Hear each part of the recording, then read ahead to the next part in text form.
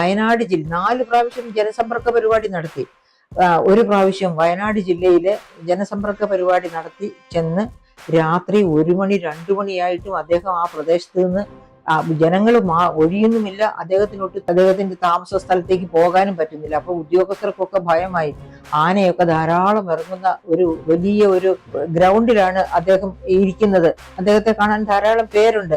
പക്ഷെ ആനയോ ഒക്കെ എപ്പോ വരും, കടുവയോ പുലിയോ ഒന്നും എപ്പോ വരുമെന്നറിയാത്ത അത്ര അപകടകരമായ ഒരു മേഖലയിലാണ്. അപ്പൊ അദ്ദേഹത്തോട് തീർച്ചയായിട്ടും ഇത് നിർത്തി പോകണമെന്ന് രാത്രി 1 മണിക്ക് പറഞ്ഞപ്പോൾ അദ്ദേഹം എന്താണ് പറഞ്ഞെന്നറിയും, ഈ കാണാവുന്ന മനുഷ്യർക്കൊക്കെ ഉണ്ടാകുന്ന അപകടത്തെക്കാൾ വലുതാണോ ഞാൻ എന്ന ഒരു ഉമ്മൻചാണ്ടിക്ക് ഉണ്ടാകുന്ന അപകടം?